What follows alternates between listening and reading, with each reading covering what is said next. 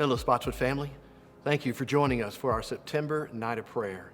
I so appreciate you being here. The fact that we've got individuals and families and connect groups joining us from all over the community says a lot about your commitment to prayer. We really believe that in the coming weeks and months, God's going to do some powerful things as a result of the work that we do together tonight. This month, we're going to focus our prayers on our local community partners. You'll hear from the leaders of the Brisbane Center, the Choices Center, and Zoe Freedom Center. After you hear from the leaders, there'll be some prayer prompts on the screen and a 5-minute timer will come up. We're going to ask you to pray over each of those prayer prompts, and when the timer reaches 0, the next video will begin. Each of these organizations is doing an incredible work to reach the vulnerable among us. As we lean in together in prayer tonight, we are excited about what God is going to do through each of these organizations for His glory. Let's listen now as Pastor David Short interviews David Cooper, the director of the Brisbane Center.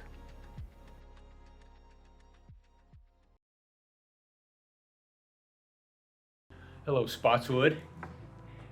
Pastor David, and I am excited to be here with a man that I believe is an important spiritual leader here in the Fredericksburg area. This is David Cooper. He is what's your official title, David? Well, Executive Director and also Chief Executive Officer. Okay. Of the Brisbane Center here in Fredericksburg. Our community is just blessed to have this strong, well-led organization here in our area. So, David, thank you very much for agreeing to just share with the Spotswood folks what your ministry here, and I do believe it's a ministry, is all about. So, David, just introduce yourself a little bit to us here. So, yes, I am the director of the Thurman Brisbane Center, which we also call the Brisbane Center, and we've been in business here for about 35 years, serving the community, serving the folks that don't have housing, providing an opportunity for them to be able to stabilize themselves and to focus on their unique gifts and talents with which God has entrusted them and gifted them. And so we start with folks and look for their talents. It's a process of discovery and helping them to often discover latent gifts and talents, to help them develop those gifts and talents and to move towards sustainable success. We typically served about 535 people per year. About 90 of those in a typical year are children. So that's a quick thumbnail sketch of this 16,300 square foot building in which we serve about 80 people.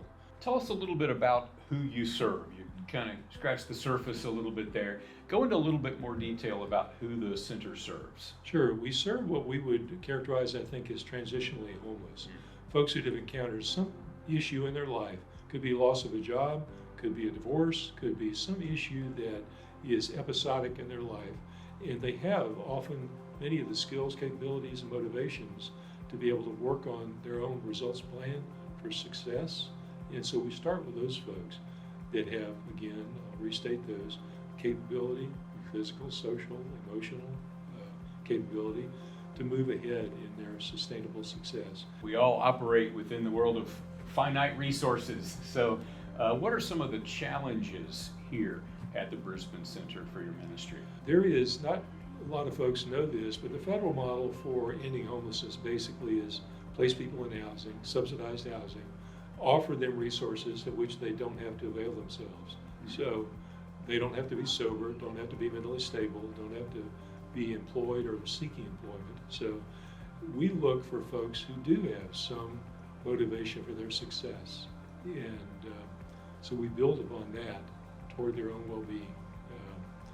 And so that is, again, just to draw that distinction again between chronic homelessness versus transitional homelessness. Our financial dependence is not on federal government funding. It's not on state government funding. We do get about 21% of our funding from local governments here, but the bulk of it, over $1 million a year, we have to fundraise from the communities.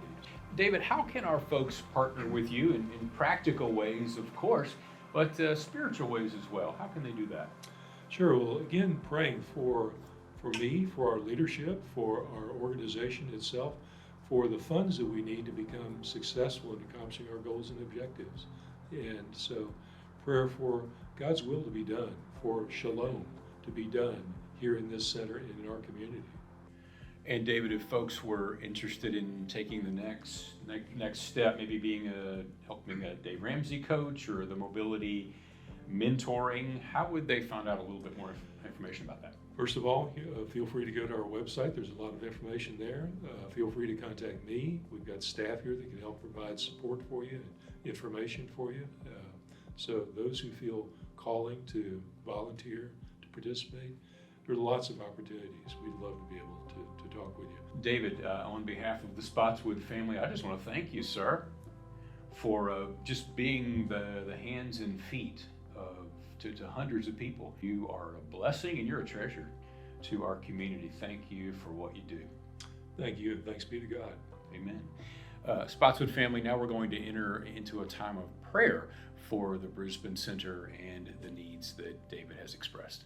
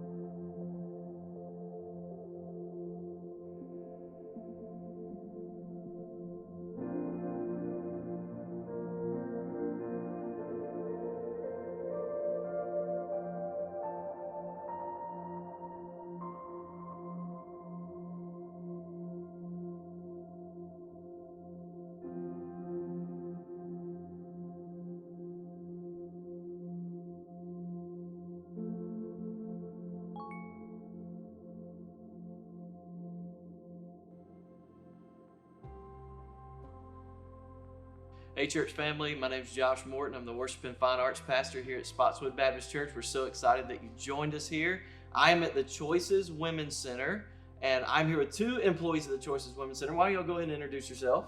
My name's Eva. I am the clinical director. I oversee some of the nurses, the patient services, and I also get to do ultrasounds and see the baby. All right, and? I'm Christian. I attend Spotswood. Yep. And I'm the CEO here at Choices. Okay. So tell me, what is the purpose of the Choices Women's Center? What are you guys trying to accomplish here in your building? Ultimately, it's to come alongside of people who are facing an unwanted pregnancy. Okay. And the goal is to offer them hope, which comes from the gospel, and help them make a fully informed decision, hopefully one that's life-affirming. Okay, so like when we're talking about like the actual work that you guys do, so what are some of the things that someone can come in and expect to happen here at Choices? So when a client comes in, we have requests for services. We have pregnancy tests. We do free ultrasounds if they qualify, parenting classes, resources like diapers, formula if we have in hand, mentorship programs, fatherhood programs. And so when the client walks in, they look at the list and they let us know what kind of things we have available that they're interested in, and then we try to match them with those resources. So it sounds like it's a process. There's something that everybody, when they come in the building, there's a set number of things that they can choose to do, and then y'all just walk them through this scenario of hopefully having a child, correct? All right, so tell me about one of those processes. Tell me about what it was like to see a success story. What was that like here? So we had a client that walked in. She was a young adult. She was facing an unplanned pregnancy, undesired pregnancy at that point. She was abortion determined, and she was in a very hard place. She was struggling with unstable living arrangements, abuse and trauma. Her boyfriend didn't want anything to do with the pregnancy, and she was struggling to make ends meet for herself. And we did the first consultation. We talked about her choices. We gave her the opportunity for a free ultrasound. And when she saw the ultrasound, she could feel that in her heart things were changing, but she was still abortion minded. And we offered her a follow-up appointment before she made her decision, and she came back and she decided to choose life. She signed up for our parenting classes successfully. Week after week she came. We, throughout the process, offered her additional ultrasounds so she could see her baby.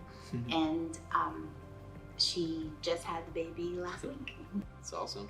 So it sounds like, Christian, just to elaborate a little bit, it sounds like what you guys do is you show these women and these men that there's not just one choice to move forward in life, that you have different choices. Is that right? Is that a fair way of saying that? Absolutely. Sadly, our culture has convinced them, many of them, that abortion is their best and only option. And so that's what we exist for, is to show them that there are other choices. In all of this, everything that you've been working on, has there been anything that stands out in your mind that's like, we planned for things to be this way, but God worked and it turned out this way? It's just something, it's something you didn't expect. How has God worked in Choices Women's Center in a way that you never imagined that he would? Well, I've been here at Choices for 5 years now, and within the first 2 years at our old location, we were busting at the seams.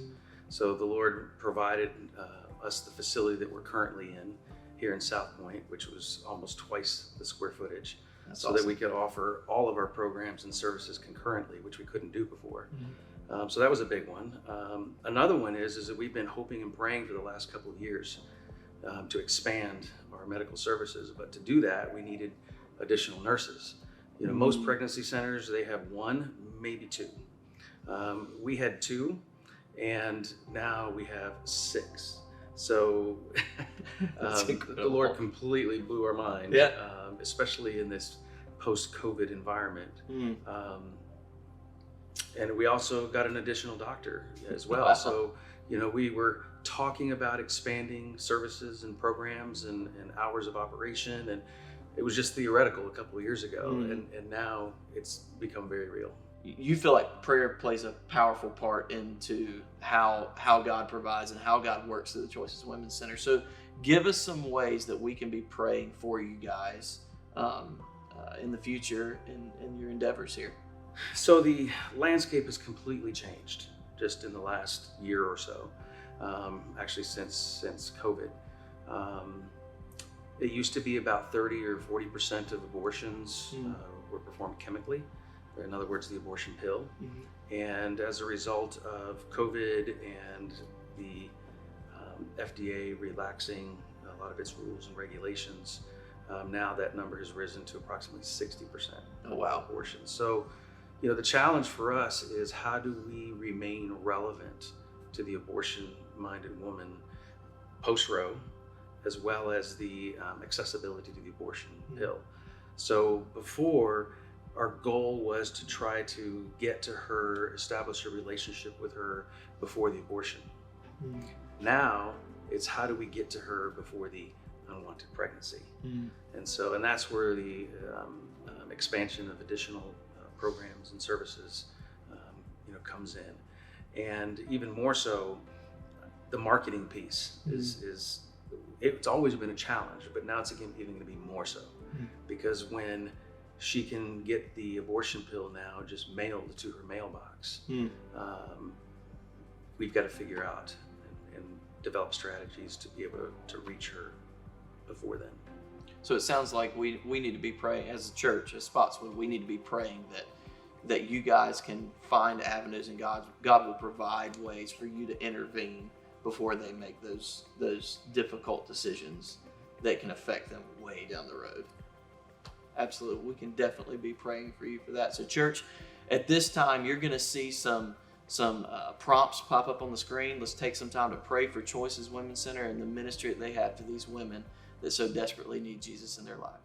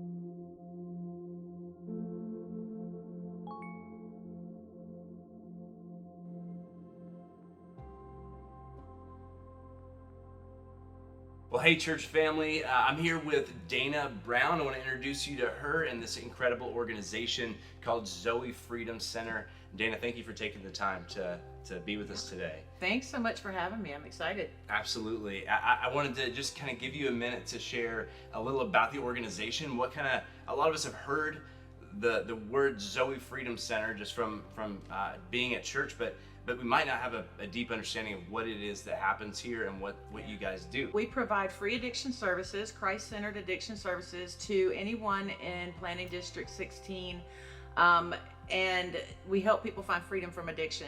So we serve specifically in Planning District 16. However, we get calls from across the nation, parents that are actually around here that have a daughter or a son in another state, and they need to get them some help. And so we really kind of go across the country to give help. I love that. How long have you guys been working here in Fredericksburg? So we opened our doors in March of 2020, Okay. which was the day after everything closed. I was gonna say, that sounds pretty familiar. Hey, I sat in the office the day everything closed down, and felt a little confused, and I said, God, I know that you told me to do this. So I'm gonna keep doing it until you tell me to do something different. And we opened our doors and people started coming. A lot of in-person addiction services had stopped, and isolation breeds addiction. And so it was a perfect timing. I didn't know it that day, but it was. Yeah, I as you said that, I wasn't even aware of that. And as you said that, I'm like, I'm sure God didn't leave that to chance. Like there's got to have been a massive need for the services you provide from that point forward. How did you land in this field? Why did you, of all the great causes out there, why did you, and I think your husband as well, why did you guys go all in for this particular cause? So I have 19 years free from addiction myself. I was homeless in New York City, using drugs, just trying to survive. And I had a radical experience with God, and I was delivered literally overnight. I came home to North Carolina, where my family was, and accepted Christ as my Savior, and He delivered me overnight. I know that doesn't happen for everyone, and He began to put into my heart a desire to help other people find freedom from addiction. And as most people have probably heard, there is a narrative in our world that once an addict, always an addict. Well, that's not true. Christ can save us, deliver us, and we can be free.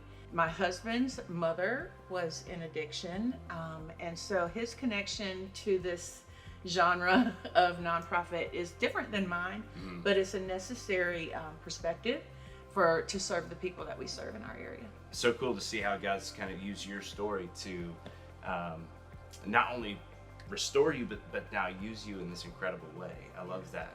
What are some of the needs that you guys experience here? Like, we're gonna share it with our church family here in a few minutes about how we can be praying. But what would some of those things be? What are some of the needs you guys have as an organization? So what I love is that you guys are going to be doing some specific prayer. Prayer is probably the most important thing that we can do. I know a lot of times we hear, well, the only thing we can do is pray, but it really is the thing that we can do. That's right. It's the thing that moves and that makes things happen. In my own story, it was prayer of my sister and a group of women in North Carolina that literally prayed me out of the depths. So these groups that are going to be coming together to pray are essential. Praying for volunteers, praying for the people that we serve, praying that God would move the hearts of the people in the streets that need to come and get help.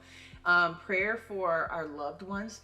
Addiction is so rampant right now that we're only one, maybe two people removed from knowing someone that's in addiction. And so it's not just someone on the street, which they are a child of God made in His image as well, but it's our children, it's our parents, and it's our cousins and our co-workers.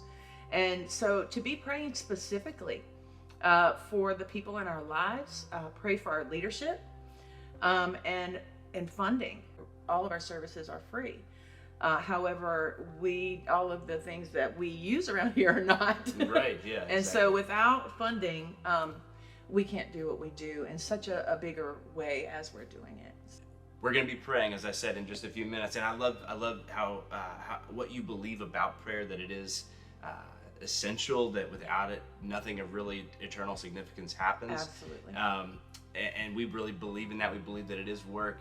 I'm curious to know if someone from our church, if maybe a connect group or if we bring our college students out again, that kind of thing. If someone wanted to say yes to linking up with you and serving with Zoe Freedom Center, what would that look like? What kind of work would they be doing? So currently we have our mobile harm reduction unit, and what that is it's a van that goes out into the community. We show the love of Jesus to the people in our community, and we provide a very practical need.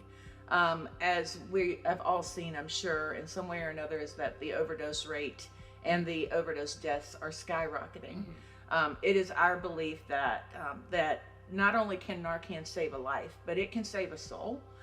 We want to make sure that people are with us here long enough to find Christ here. And so if that requires us to go out and bring Narcan to those who are lost in addiction, then that's what we want to do. And so that's one great area that we love for our volunteers to get involved, is to jump in the van and take a trip downtown or to one of the motels, love on people. They're just people. They're lost, and a lot of them are. Some of them aren't. Some of them have relationships with Christ, and they're working through their issues and their traumas. So that's one of the biggest volunteer ways to get involved. And then, of course, we have lots of awareness events across Fredericksburg and Spotsy that we would love to have some representatives hang out at our booths and share with people what we do. Well, Spotswood, I hope that you've been encouraged as you've listened in to the great work that God's doing, the transformational work that's happening in the lives of people across our city because of the team here at Zoe. God has incredible plans for this organization, and it's just so clear that He can restore anyone that He wants to, and He's using this great organization to do that. I'd love for us to take just a few more minutes to give some focused prayer for Zoe Freedom Center and the needs that were mentioned. Those needs are going to come across your screen, and then when that 5-minute timer is finished, Pastor Dan will be back with one closing message. Thank you again.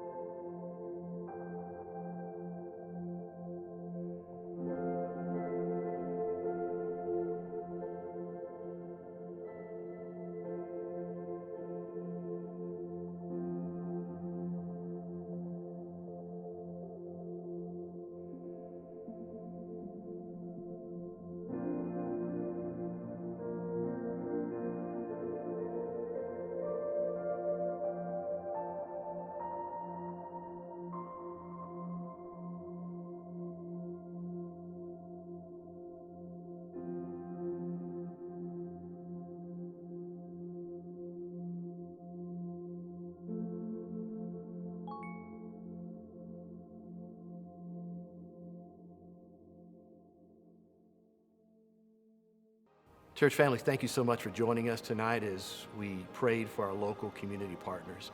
You've heard from each of their leaders. You've heard about what their ministry does in our community. You've heard about their needs. You've heard even how to pray for them. But you probably have also heard about some ways you could be an answer to prayer.